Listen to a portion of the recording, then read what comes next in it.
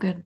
I don't know if she's recorded or graded it yet. I'll have to double check. But as far Okay. as I know, YouTube links are good. Perfect. Yeah, I haven't noticed any comments on mine either. So, all right. I got it recording and I got my question pulled up. So, um, once again, good to have you back for this Thank you. interview. There's just a few things we're going to go over in regards to onboarding, kind of see what your ideas are and your opinions. So, first of all, tell me at least three best practices you learned about customer onboarding journeys. So the three best practices for customer onboarding journeys that stood out to me was one, to make them simple and easy to follow. So even yourself as a company, putting yourself through that onboarding experience. Mm. So if it's easy for you, then I guess you could say in theory it should be easy for your customers. Yeah, And obviously, if we're thinking as a customer, it should be easy and be able to be followed through that way. Another best practice I have found is that it's to teach people, your customers, what it is they are buying, the product or service, and the most or I guess like the basic functions at least, because that's what they're here for, is really the basic stuff, or like really what's going to be used the most is the basic functions. So making sure that is clear and walking them through those steps was extremely helpful. And another best practice I have found is that onboarding experiences need to be reviewed often, because sometimes customers change, sometimes there could be rough patches that could need to be fixed, and you end up losing people because of the difficulty in onboarding transactions or experiences, I should say. yeah, you don't want to have challenges because you want them to come back. Awesome, thanks. How can marketing influence engineering when crafting an onboarding experience, especially within the technology or SaaS company? If I understood, if I understood this right, marketing can influence the onboarding experience by showing the customer, again, how simple it is, but like comparing it to when you are, as the customer, when you're able to compare it to other people's onboarding experiences, you want to be able to have that appeal of simplicity. And because everyone is trying to look for the best products, that'll give them the results that they want in the easiest way. Yes, yeah, perfect. Because like it's like um, two different parts coming together, marketing and the engineering, and they look at things differently, so they can help each other. Yeah. All right. Tell me about an onboarding experience that you've had in your life. You may have liked some of it or not liked some of it. So tell me about that experience and what you did and didn't like. Okay. Um, let's see. Recently, I d- I downloaded a game on my phone a little while back called Clash of Clans. And with this game, I what I liked about it is after you made a profile and a username for yourself, they gave you like um, a startup or like a basic pseudo base for yourself, and they like highlighted the buttons and had to point your finger to the specific action that they wanted you to take to show the different functions of how to build your own base. Hmm. So to help you get started on your own, basically. Um, One of the things that I didn't quite enjoy about it was this game has a function where you can connect with other players and join their clans, as they have put it. Hmm. And in at least in the setup, they did not mention that. That is something that I had to look up on the internet by myself. That is kind of frustrating. You want to be able to just like dive into your game and have fun. But yeah, well, that's a great example. Thanks. Tell me about onboarding examples that you read about in your studies. So maybe what you liked about them and what you didn't like, kind of like the last question. Okay. Um, Last semester I took a Excel course that was to help you learn the functions of Excel and the many things you can do. And almost once every week we had like a project booklet where we had many pages in Excel and we had to put together all these functions that we learned that week into practice.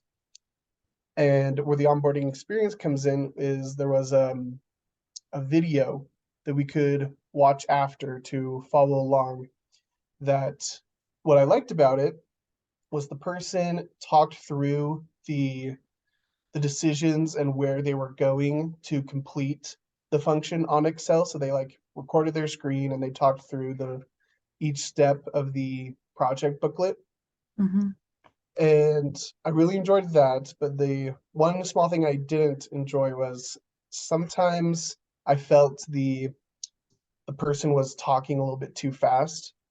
And so I had to go back a couple seconds multiple times just to complete the function or make sure I had the correct answer for just one question. I remember those videos. I had to pause a lot so that I could do my own Yeah, work while I'm watching. Yeah.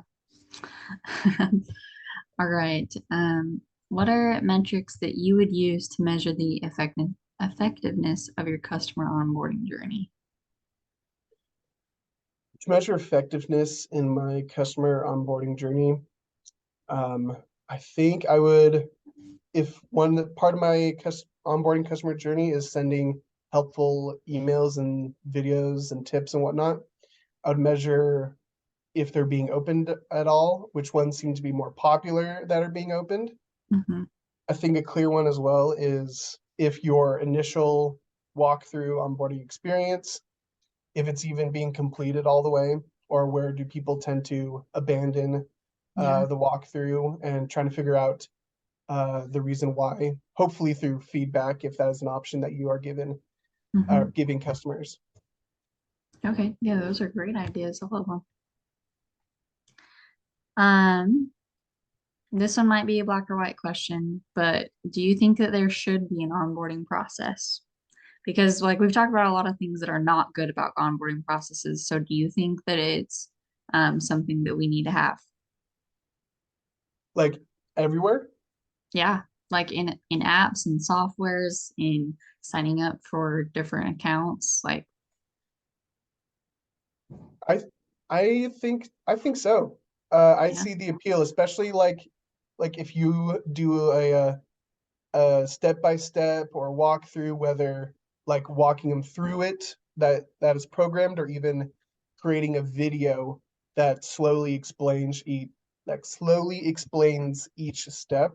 I think that is super helpful with the amount of people that we have on the internet and people who just for some reason or another may need that little extra help. I think Yeah, it'd be very appreciated. I agree. I'm glad to know that you value that because we value that at our company. All right, and last question. Why is it important for your onboarding process to be user-centric and not product-centric? I think it's important for it to be user centric and not product centric because the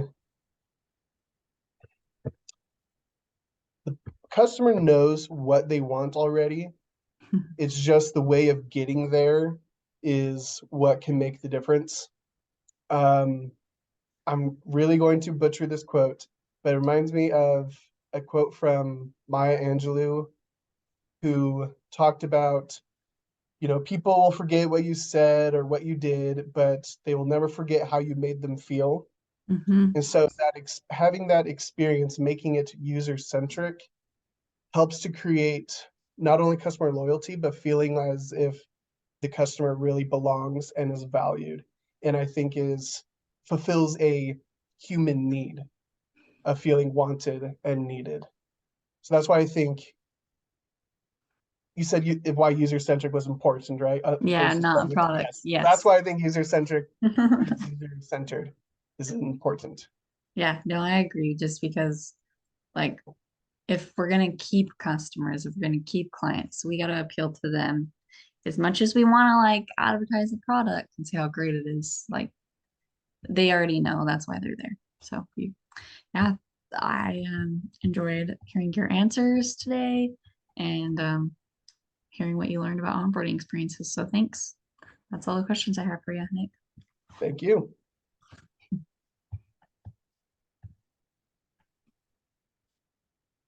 All right. Let me just get set up real quick.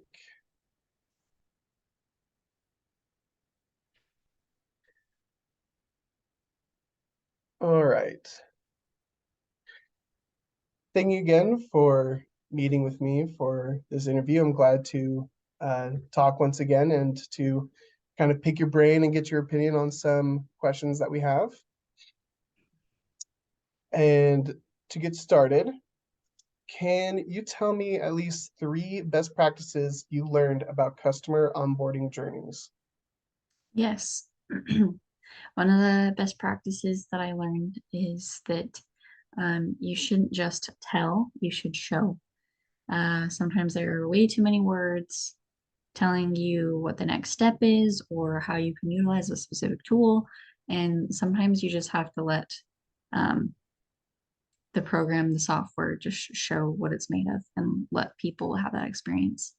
The second best practice that I um, really like is only ask for the most important information as you need it.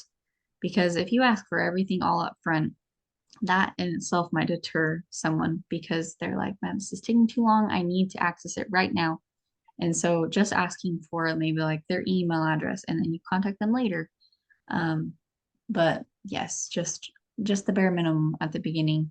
And then the last best practice is to make the skip option available. Mm, I absolutely love this when I'm getting into um, something new, just because, like I learned in our reading, I could just be downloading on another device. So I already have an account, I've already been using it.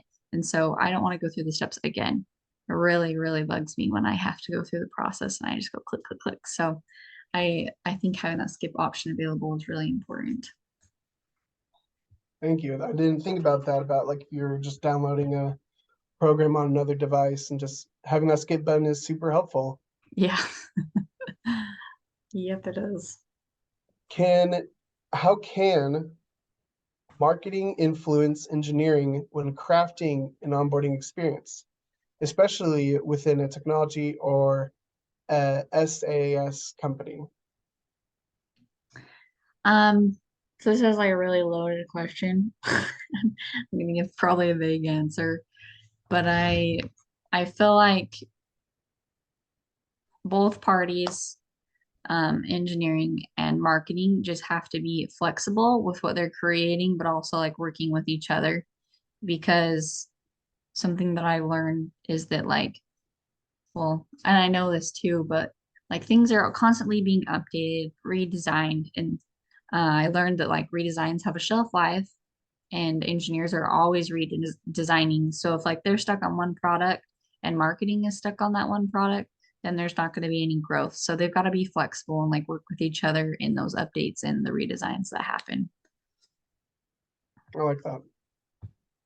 Can you tell me about an onboarding experience you've had in your life, and what did you like about it? Were there any things that you didn't like about it? Yes, I had to create a WordPress account for a previous class.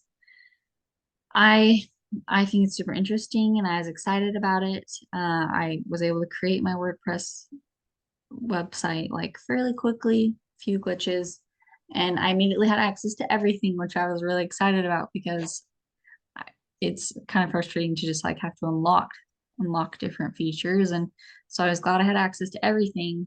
And there were hints that would pop up to show what how I could use different tools. but I didn't like it because um, there was still like not enough instruction. Because for me, WordPress was way too advanced. Mm, The instructions they were giving me were not enough. But also another thing that was hard was it wanted me to go through and complete like an onboarding process. So every time I logged in, it would say, here's your next step. And I only need a WordPress account for one reason. And so I didn't need to go through other steps and other tools. And so it's a little annoying to see that pop up every time, like, okay, let's go finish. I'm like, well, I already did step 1, 2, and 4 and 7. I don't want to do 5 and 6. So I there should have been a skip option, I guess, to get that to go away. yeah, I had some experience when needing to set up a WordPress as well. Super helpful, but sometimes it can be a little bit annoying. Yeah. Guess it just depends on who you are, Oh yeah. what you Oh yeah. need. Can you tell me about an onboarding example that you've seen in your studies and what you like about these examples and what you dislike, if any? Yeah, for sure. So I learned in my studies this week that it's important to use to speak your user's language. And the example was used that if it's geeky, then you can use things like "May the Force be with you," something that like your users recognize and know, and helps them actually connect to you. I think that's really important. But two specific examples from my studies was Duolingo. They use like, well, they get their customers engaged with rewards and setting goals. So it's not just like you get on here and you make things happen all on your own. They get you excited about completing tasks. And another example was, I believe it's called Just in Mind. And they ask you when in the onboarding process, like, do you want the advanced mode or the beginners mode? So they Mm, don't just choose for you, they don't make you do something simpler or more advanced than what you're capable of handling. Um, and they actually ask you. And so I don't know if you could switch later. It would be a great option if you can switch between the two, but I think it's a good practice to let people choose. those are good examples. Thank you. Yeah. Just a few more. What are some metrics that you would use to measure the effectiveness of your customer onboarding journey? Um, one that I learned about that um, helps your customers be more effective is actually something that is used through Ensign College. On some assignments, when you submit them, there will have like a bunch of emojis written down or like the exclamation points. And so this was something that can also be utilized by having like an exciting notification go off when a customer hits a milestone. Another that I liked because I would use it was to build up like frequently asked questions and see how many people go there and what questions are um, clicked on the most. People need answers for. I I think that that can be really helpful so that they don't have to go through customer service. That's true. And those are all both great things that we can measure. Yeah. Just two more. Can you just give me a brief definition of what is customer onboarding experience? Of course. So onboarding is it helps you get on board with something, like it says in the name.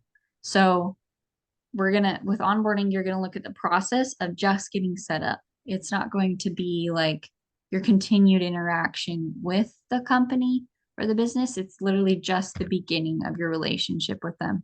So this is pretty much just like you setting up an account and then getting familiar with the software or the program. I think onboarding is really important because of that.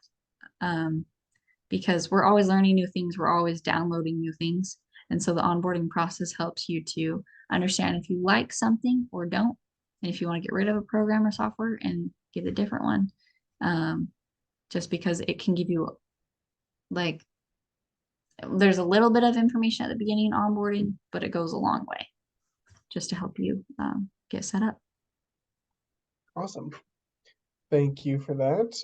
And to wrap it up for us today, for you personally, what kind of features do you like to experience in an onboard customer journey? What kind of experience do I want to have? Yeah, what kind of experience, if there's any particular features that you like or would appreciate. Yeah. So, like I said earlier, I love skip option because sometimes I just really don't want to be bothered with it. So, I think this is important for customers. Um, I think that if there's an option to like autofill in an address, if you need to put in an address, anything that can be autofilled, people like because they don't have to sit there and type for a long time. Let's see, is there anything else that I would want in an onboarding experience?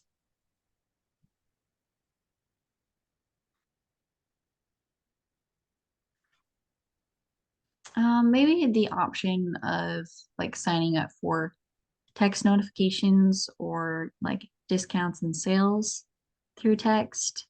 Obviously, an option, not forcing you because I'm all for the option thing, but those are just a few things that are important to me. I didn't realize like how many are important until like most of my answers earlier are things that I like in onboarding. So, Right. um, yeah, I mean, there's a lot of things that can make or break the onboarding experience. Cool. Well, thank you for all your answers and for your time today. Of course, happy to be here. Thank you.